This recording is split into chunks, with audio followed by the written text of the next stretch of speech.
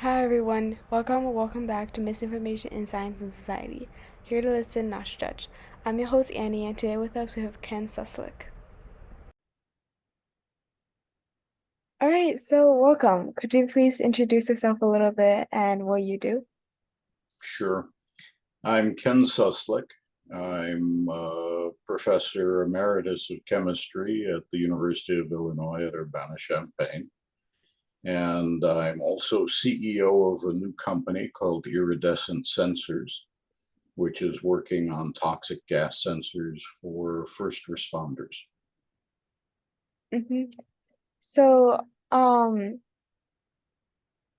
can you discuss like the role of accurate information in your field? Uh, like, yeah. Sure. Well, chemistry, fortunately, has relatively little politics, but the very nature of science is the procurement of accurate information and its interpretation. Now, um, increasingly in the sciences, the accumulation of information, that is to say, data, is done electronically with a variety of different instruments, some of them sometimes very expensive.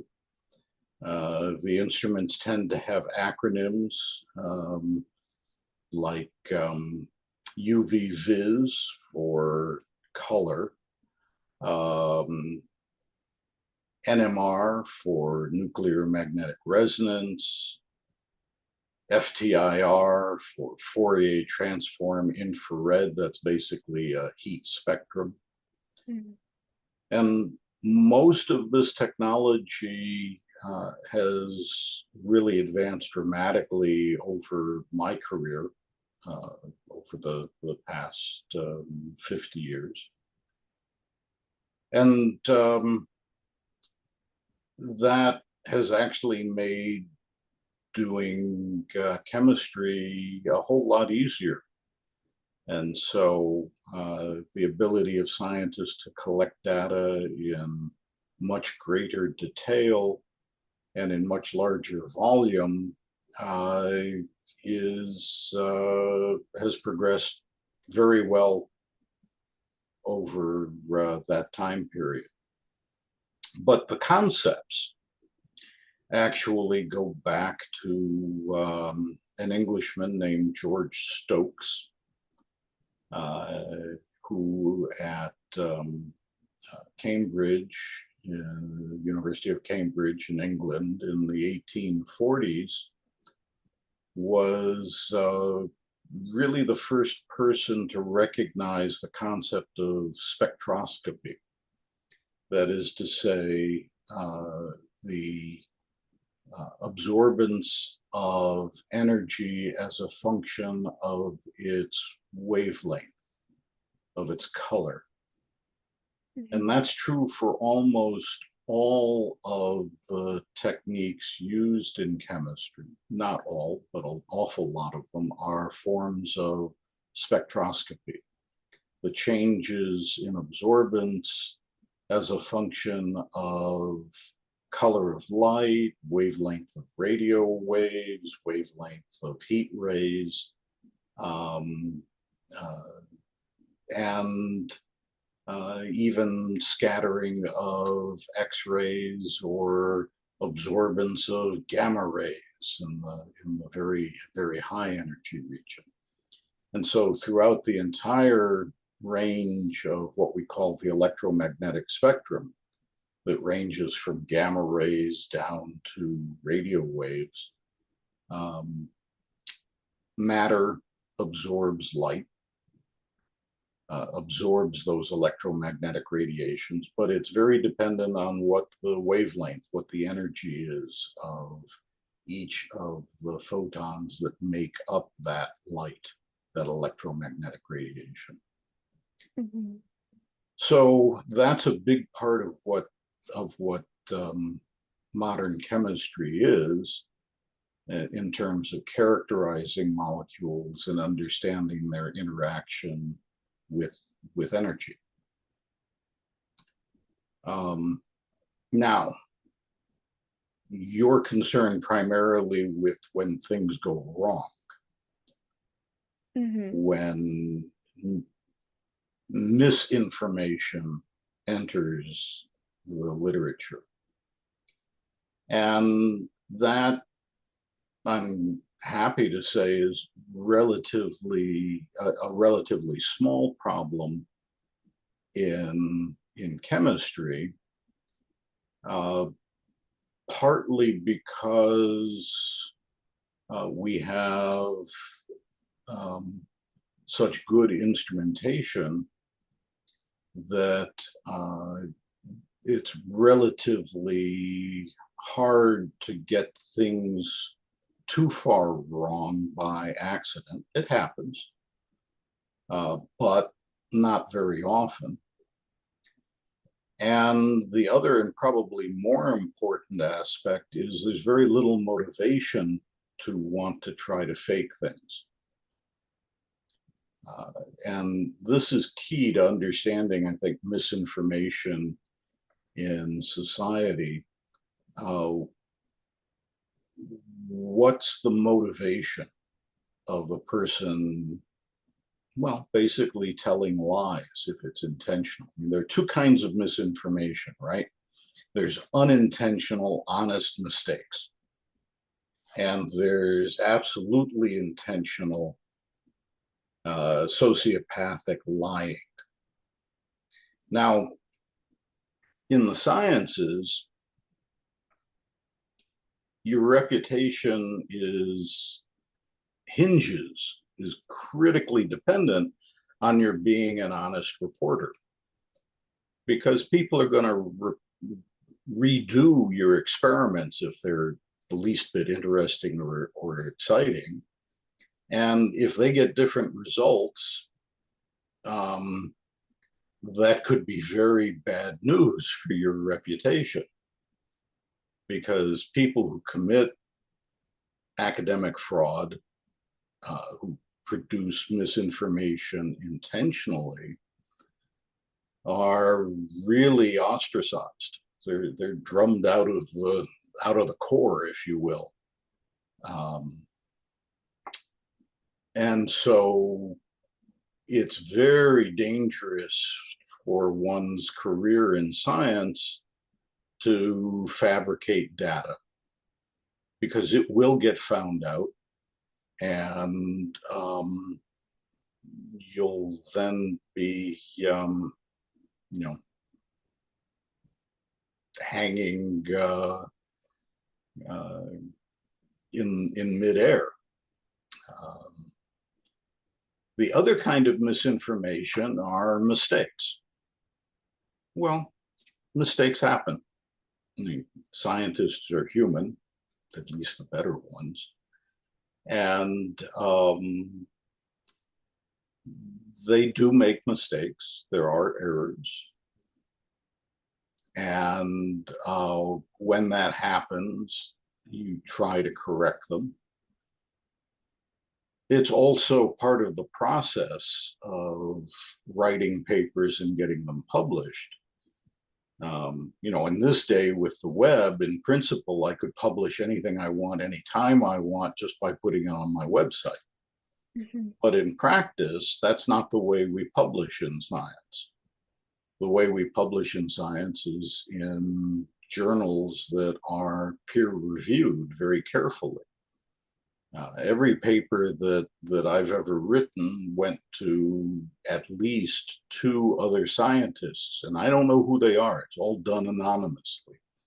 And they write comments, some of them sometimes quite brutal, about the paper, about questions they have, about things they like or don't like about the paper, and also about its importance. And does it belong in this prestigious journal, or should it be published in some other journal that's not quite as good? And so there's significant review of papers. It's not like a newspaper article or an interview on say, Fox News, where there's no real review process. You know, anyone who wants to talk to the press can spout any nonsense they want, and there's no careful selection of, American public, we're only going to present you with the facts. And we know they're facts because we've had a lot of people look at them and say that they're true. So there's a big difference between news and scientific publication. So the intentional fraud aspect is mostly not present in the sciences. It's not completely absent. And, there are a few very notable examples where things went awry. But generally speaking, the problem that we have in the sciences are more ones of interpretation and ambiguity of the data rather than wholesale fraudulent making up of data. Mm-hmm. So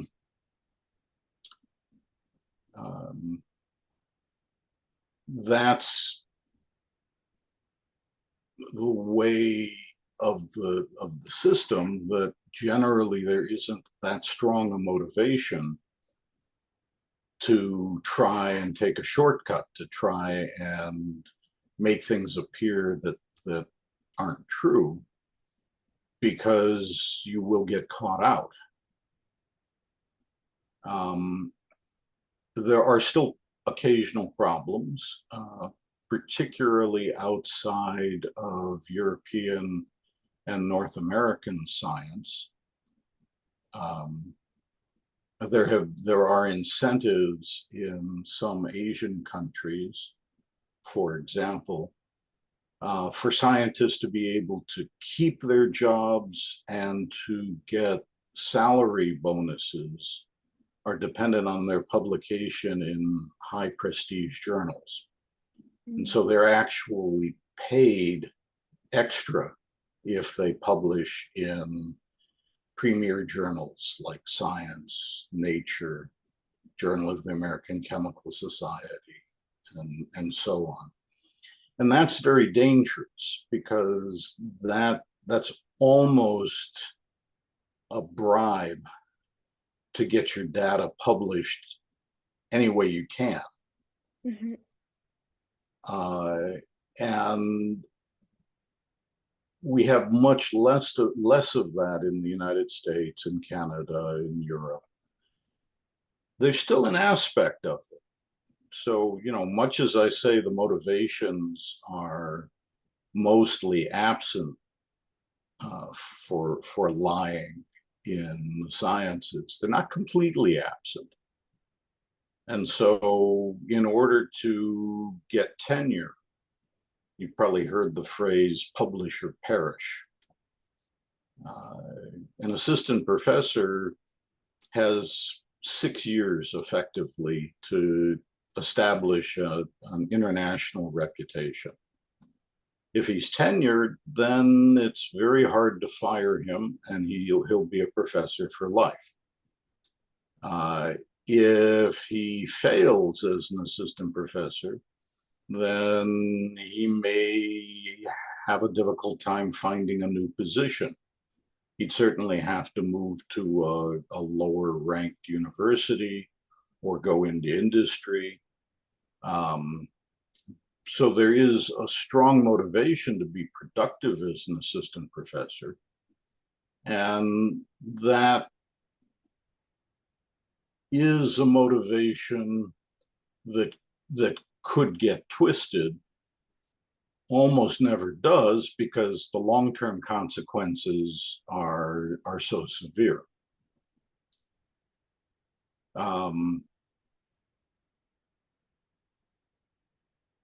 Likewise, even for established professors, in order to get grants funded, to fund your research, to pay for graduate students, to pay for equipment, to pay for chemicals, you have to have a good publication record.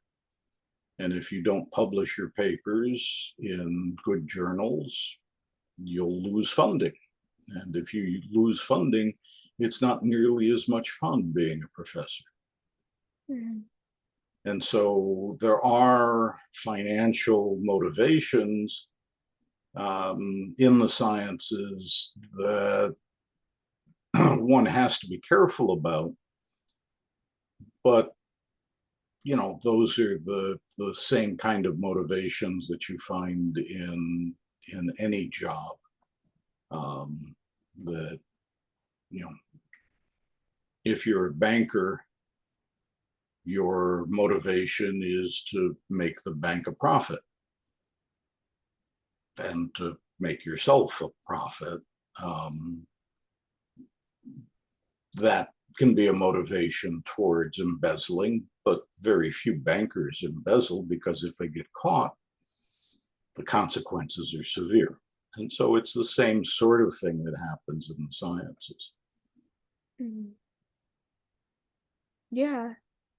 So, can you then talk about like perhaps like technology and like social media and their like effect on spread of misinformation? Yeah, I'm the last person to talk to about social media. I mean, I maintain from the beginning that tweets were for twits, and I stand by that. Social media does have an impact, especially among younger scientists. But, you know, I think we're less driven than most areas of science by social media. And, you know, younger scientists are welcome to disagree with me, but, you know, I don't see that affecting what we do as scientists that much. Yeah. And like as an like educator, so um how do you think that students should do uh to like ensure they receive or they get like the correct information about like scientific information, and also not just students, maybe just like people in general, Yeah, um how they can make sure their information is correct. yeah, it's not a trivial problem. I mean, the best way, of course, is to go to the original publications, not the write-ups that you find often in online newsletters and that sort of thing. But the technical details of the papers is daunting to a non-scientist to be able to read. So the most important thing is you go to reliable sources. What do I mean by reliable sources? Well, this is part of the problem that we've always had. Um, just because it's online doesn't mean it's accurate. And reliable sources for science news vary. You know, some sources online, like, you know, the New York Times science news, are extremely reliable and generally written very well. Things that appear in Scientific American are extremely reliable. Um, in general, the most reliable sources online are going to be pretty well-known um, websites. Science News is pretty good. New York Times, Washington Post. I mean, it doesn't matter what the politics are, because science isn't really mostly about politics. The Dallas Morning News, the LA Times,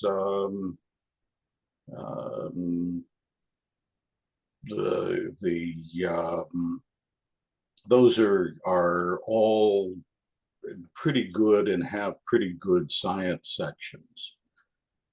You know, if somebody's trying to sell you something on the website, chances are that's not a reliable website. Mm-hmm. If a website has a very strong political leaning, and either left or right, then none of the sources I've mentioned are that political, then you have to be careful, because their politics are more important to them than the science. So, you know, I wouldn't trust anything that I read in Prof. I wouldn't trust anything that I read in the London Daily Mail. I wouldn't trust anything that I read from Fox News. Mm-hmm. Yeah. Yeah, like the political, like there's like partisan stuff. Um, yeah, uh so you actually cover like pretty much all like my misinformation questions. Um, and I have two more questions just like for fun, but do you have anything else to add before that? No, I think I gave you my perspective on the potential problems in science on misinformation, and um, without trying to be an apologist about it, there aren't the same kinds of problems in science that I think that we find in politics, or government policies, or um, the social sciences or economics, because there just isn't a political aspect Mhm. of any significance in most areas. I mean, the biggest one, the closest that science gets to politics, might be climate change. And, the arguments are not so much about the data generally as about the interpretation and the extrapolation of the data into what's going to happen tomorrow, the next decade, 100 years from now, rather than this is what the CO2 level is now today, and this is what it was 100 years ago, Mhm. and draw the line. So interpretation and what you do about it is one thing. Collection of data is a whole nother thing. Yeah, for sure. Um, so my last questions are just for fun again. And they're what inspires you like in life? What are some of your inspirations, whether that's like a person, idea, book, etc.? No, why am I a chemist?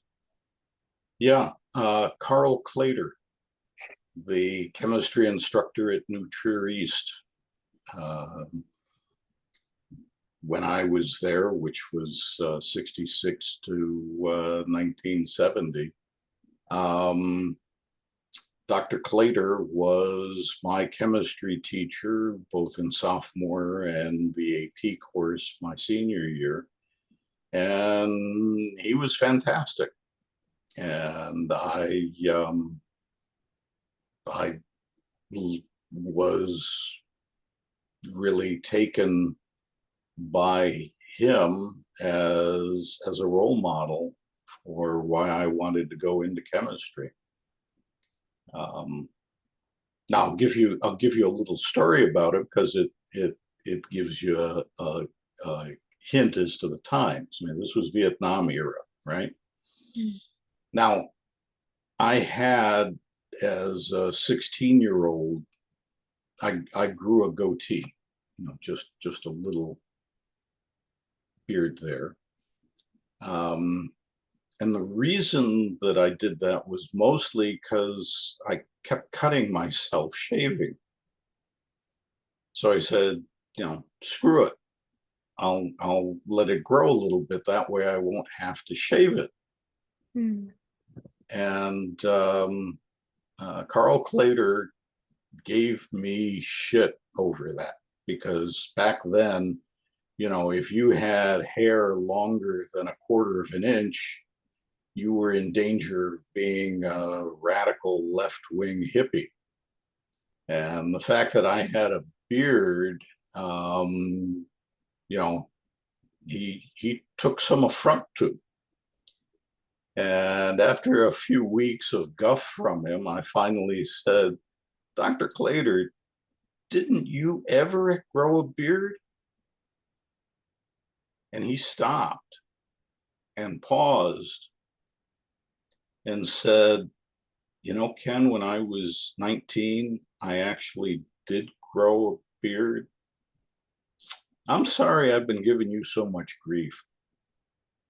And that was the last time he hazed me about it. So, grown-ups ain't perfect. And sometimes if you call them on things, they'll be honest enough to admit it. Mm. Yeah. I also took chemistry my sophomore year. Um, I'm not taking Not from Carl Clater. no, no, no, no. Yeah, I'm afraid he's long gone. Yeah. Um, but yeah, I also had a really great chemistry teacher. So it's nice to hear. It's nice to see that it's been nice. And yeah, and do you have any advice for people, especially teens, about anything?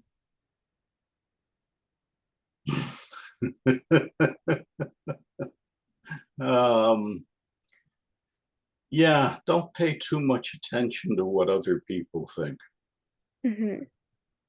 Uh, that's one of the advantages of being a nerd in high school is that you're not really competing for social attention because you've already been ostracized. But I have to say that most of my socialization didn't actually happen in high school, but in college. Mm. And that is something for um, for students to think about. That you've got your whole life to learn how to deal with people, and not just high school. Hmm. And things that seem very important when you're in high school won't seem so important just a couple of years later. Yeah, thank you for that, and thank you for this whole interview. It was nice talking to you, and especially as like a neutral alumni and yeah, and then yeah, thank you for your insights and your time and everything. You're most welcome, Annie. Thanks for asking to talk with me. Yeah, all right. That's it. Have a Okay, great rest of your day. you too. Take care. Take care.